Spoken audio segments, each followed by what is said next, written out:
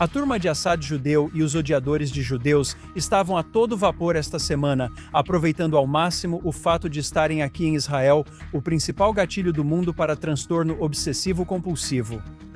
Também nesta semana, o New York Times publicou uma matéria sobre um espião de destaque recrutado pelo Mossad, que eu por acaso tinha insinuado em tom de brincadeira no meu podcast na semana passada. E quem você acha que pode ou não ter recebido uma ligação pedindo para pegar mais leve um pouco? Pois nem sempre é sobre guerra aqui. Parece que a guerra ficou repetitiva demais para a mídia.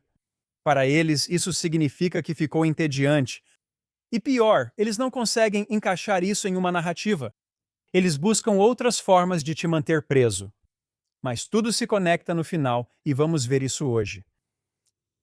O que vemos é apenas um jogo cuidadosamente coreografado, um teatro que permite a dois adversários cansados fazerem espetáculo. O Irã pode mostrar resistência para salvar as aparências e os Estados Unidos podem projetar agressividade. Mas nos bastidores o diálogo continua. Ambos os lados estão desesperadamente controlando a tensão apenas o suficiente para evitar a única coisa que nenhum deles quer: uma guerra total e aberta. Essas são as observações que compartilhei no último podcast e que seguem precisas e relevantes uma semana depois. Isso não atrai a mídia, então outros assuntos acabam recebendo a atenção da imprensa. O foco aqui esta semana foi em duas vadias em busca de atenção, manipulando a fixação obsessiva em Israel para seus próprios interesses.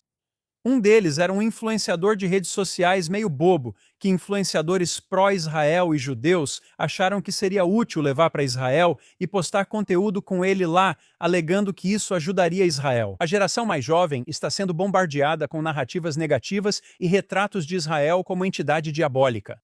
Ele conseguiu a atenção que queria, chamando bastante atenção, o que não surpreende. E é irrelevante, por isso nem citarei o nome dele. O problema aqui é que existem aqueles judeus no exterior que ainda acham que vale a pena para nós agradar e bajular aqueles que nos odeiam. Acreditam que, de repente, vão gostar da gente, o que também ocorre com os israelenses de esquerda que participaram da visita de Rahm Emanuel. Ele é condescendente e paternalista, mas não menos oportunista. Basicamente, uma versão mais sofisticada daquele influenciador de merda. Rahm Emanuel esteve em Israel esta semana, país em guerra de 7 frentes há quase 3 anos. Um país que fez de tudo, que fez todas as concessões pela paz que pessoas como ele diziam que deveríamos fazer. Pagamos o preço por anos pelo apaziguamento que eles nos impuseram. Mas Emanuel tinha algo a nos dizer em Israel. Primeiro, ele veio com uma pesquisa dizendo que Mamdani era mais popular entre os judeus de Nova York do que Netanyahu. Tem uma notícia que pode surpreendê-lo. Nós, judeus em Israel, não ligamos. Dá para imaginar americanos se preocupando mais com um líder estrangeiro que um local? Bem, em pesquisas em Israel, Mamdani é menos popular do que Netanyahu, surpresa. Assim como todos os outros políticos. Netanyahu é o mais popular em Israel. Deixe isso entrar na sua cabeça, seu judeu covarde. É óbvio que Emanuel não está do nosso lado, mas a escalada em sua retórica não passa de uma tentativa transparente de agradar a base cada vez mais radical do Partido Democrata, vinda de um possível candidato às primárias para a indicação presidencial. Essas pessoas não nos desprezam por Netanyahu ou pelas vítimas em Gaza. Eles são indiferentes às dezenas de milhares que foram massacrados no Irã e a um número ainda maior de assassinados na África. Eles desprezam o Estado judeu porque ele é judeu. Emanuel apenas cumpre seu papel constrangedor como político atual no antigo Partido Democrata, que agora se transforma diante de nós em um braço da Antifa. Amit Dari é ativista israelense e comandante militar, servindo há meses desde o início da guerra. Ele comentou sobre a visita de Emanuel, algo que considerei perfeitamente colocado. O que Emanuel não entende é que o simples fato, infelizmente verdadeiro, de haver judeus que apoiam Mamdani, isso por si só já é o problema. São eles que se deterioraram moralmente, não nós. E isso não tem nada a ver com quem está no comando do governo israelense. Um judeu que apoia Mamdani basicamente apoia o ódio aos judeus, como quando Mamdani nos chamou de monstros recentemente. Emanuel deveria ter feito seu discurso raivoso em sinagogas reformistas de Nova York, clubes estudantis e comunidades judaicas progressistas, dizendo que apoiar Mamdani é loucura. Nós em Israel, ele diz, nós não mudamos. Esses judeus que votam em Mamdani e apoiam os palestinos precisam refletir profundamente. Emmanuel está brincando com a ideia de concorrer à presidência dos Estados Unidos, como democrata, é claro, e ele está preparando o terreno para o apoio do New York Times e de seu círculo. Atacar Israel não vai lhe render pontos extras. Ele pode perguntar a Bernie Sanders como isso funcionou. O apoio dos americanos a Israel está caindo, principalmente entre os jovens. Ao analisar as pesquisas, nota-se que muitos que odeiam Israel também odeiam os próprios Estados Unidos. E ele diz que foram eles que mudaram, não nós. Ainda assim, devemos fazer tudo o possível para fortalecer as forças que nos apoiam sem hesitação e sem condições. Outra afirmação feita por Rahm Emanuel enquanto esteve aqui em Israel, e que a esquerda em Israel e outros detratores de Israel estão ansiosos para divulgar, é que Israel está se tornando isolado. Ele falou em encerrar subsídios de defesa dos Estados Unidos, dizendo que Israel é um fardo diplomático.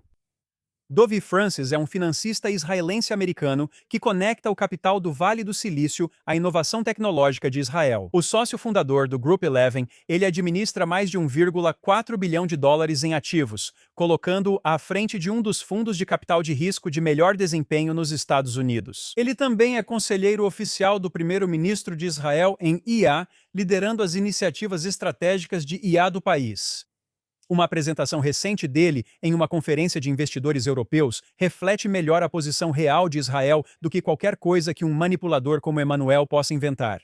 Francis afirma que os avanços de Israel em inteligência artificial e automação de defesa tornam o país um pilar essencial da estabilidade global, independentemente das mudanças políticas em Washington ou Bruxelas.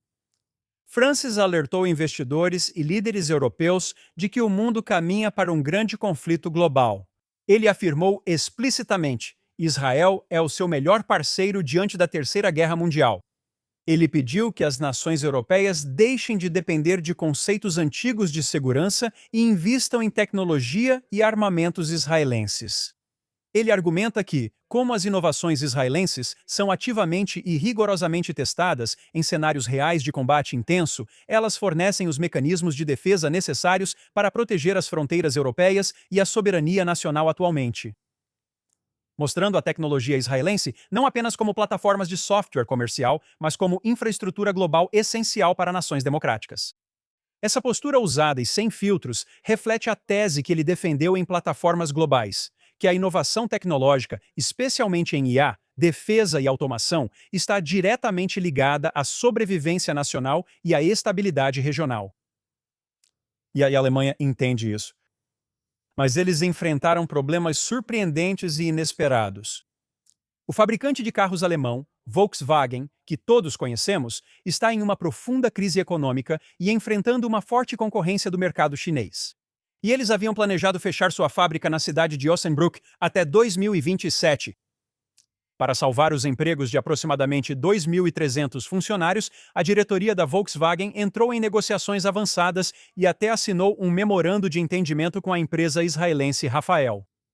A ideia era converter as linhas de produção de automóveis em fabricação de componentes logísticos e mecânicos para sistemas de defesa aérea, principalmente o domo de ferro. A fábrica deveria produzir caminhões pesados, plataformas de transporte, lançadores e geradores, mas os explosivos e mísseis seriam fabricados em outro local. O próprio governo alemão apoiou a iniciativa como parte do fortalecimento das capacidades de defesa aérea da Europa. Mas aí é que está o problema. A proposta imediatamente atraiu críticas dentro da Alemanha. Ativistas pela paz e políticos da oposição de esquerda defenderam que a Volkswagen siga como fabricante civil e negue colaboração com uma empresa de defesa israelense. Críticos, claro, citaram a campanha militar de Israel em Gaza. A controvérsia política chegou à estrutura acionária da Volkswagen. Aparentemente, o Fundo Soberano do Catar, que surpresa, possui 10,4% das ações da Volkswagen e controla 17% dos direitos de voto da empresa. Eles vetaram o acordo. Não foi a Cabala nem os judeus, foi o Catar. Quem controla os bancos, então? Quem controla tudo? Talvez isso ajude você a entender, mas é mais fácil para os líderes ocidentais fazerem sinalização de virtude quando se trata de Israel. A primeira-ministra islâmica Christian Kriston Frostadottir, que parece até nome de personagem do filme Frozen, pediu uma ação internacional urgente diante da crise humanitária em Gaza, dizendo que o sofrimento dos civis não pode mais ser ignorado. Em declaração conjunta com líderes de países fracassados como Espanha, Noruega, Irlanda, Luxemburgo, Eslovênia e Malta, ela classificou a situação como horrível. Imagino que ela esteja se referindo a isso. Ela também reafirmou o apoio da Islândia a uma solução de 2 estados e a um Estado palestino independente. Bem, isso não vai acontecer. Mas por que ela se importaria? Vai conseguir investimentos do Catar. Ela e outros líderes moralistas de países desinformados que agora resolveram se manifestar nunca falaram sobre o Hamas. Por anos, eles oprimiram os habitantes de Gaza, construíram infraestrutura terrorista sob áreas civis e declararam querer aniquilar Israel. Fique no que você conhece, primeira-ministra Elsa Frozen, e deixe para lá. Já passamos por isso, já fizeram tudo isso antes conosco. Já foi pior. Só que agora é bem diferente. Agora nós temos isso. E você tem o mesmo velho ódio, a inveja, as mentiras, as calúnias. Os inimigos de Israel só têm a projeção de suas almas vazias, que eles enchem de falso moralismo. Vocês focam em nos destruir, vestem o tecido e erguem a bandeira do que não conhecem. Vocês repetem slogans sem sentido com falsa paixão para ocupar o vazio de suas vidas. Vocês são guiados como rebanhos para a própria autodestruição e desmantelamento de suas vidas. Emanuel e o restante dos democratas estão bajulando esses palhaços.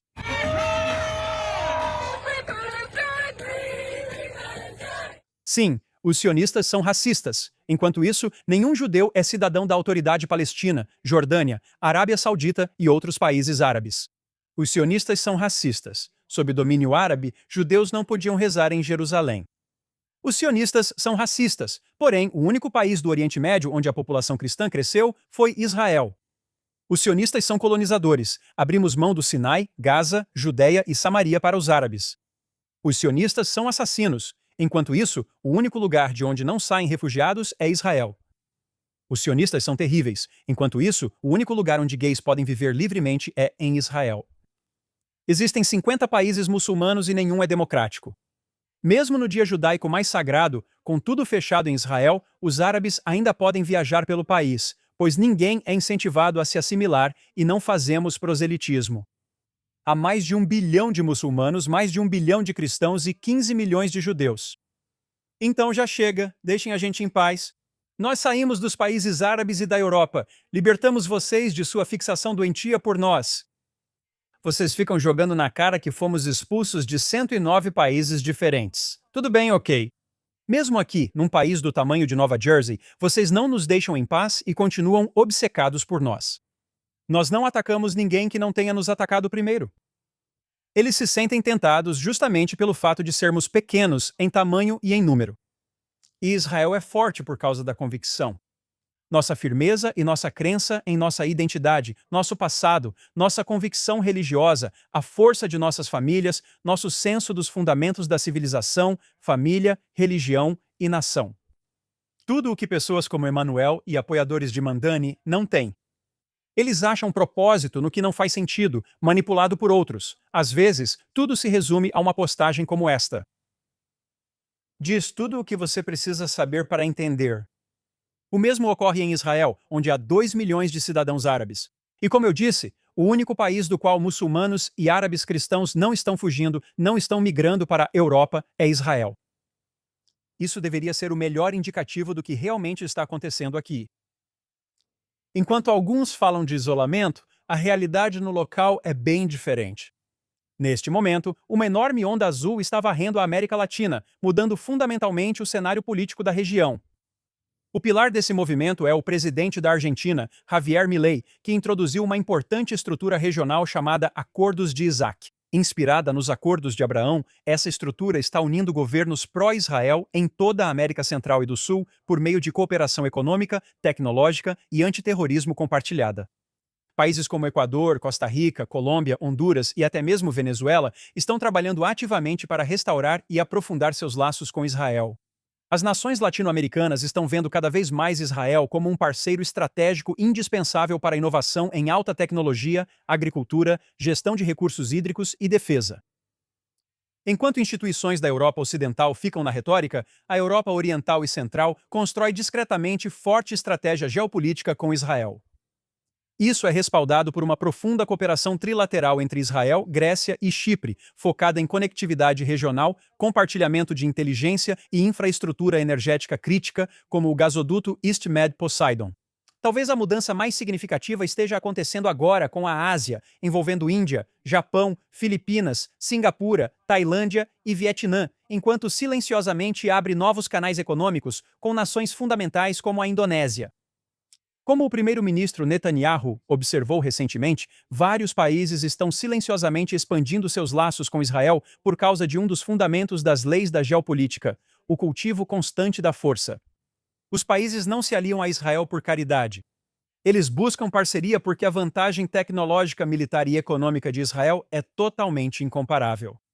Os detratores podem fazer muito barulho, mas a arquitetura global está mudando fortemente a favor de Israel.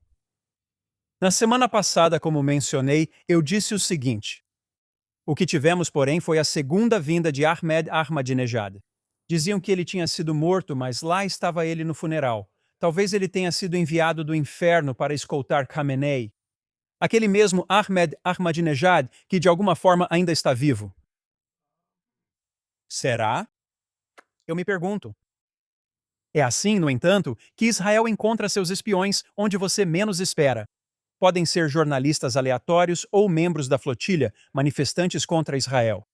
Bem, não que eu soubesse. Não que eu soubesse, é claro, mas então o New York Times publicou essa manchete e reportagem. De acordo com fontes de inteligência, por volta de 2.022 agentes israelenses do Mossad, incluindo o próprio chefe do Mossad, realizaram reuniões secretas com Ahmed Ahmadinejad e seu círculo íntimo em toda a Europa. Os conflitos de 2025 escalaram tanto que o Mossad criou um plano dramático de alto risco para resgatar Ahmed Ahmadinejad do Irã. No fim, o plano fracassou. Ahmed Ahmadinejad teria recuado e se afastado da operação, deixando um dos enredos de espionagem mais estranhos da história moderna totalmente parado. Isso realmente aconteceu? Eu sabia de alguma coisa? Eu poderia te dizer que recebi uma ligação de alguém me dizendo para parar de insinuar sobre possíveis espiões entre a mídia, os membros da flotilha, influenciadores desfilando por aí. Mas se eu te contasse, eu teria que, bem, você sabe. Até a próxima, eu sou Daniel Siman. Obrigado por assistir diretamente dos estúdios da JNS aqui em Jerusalém, Israel.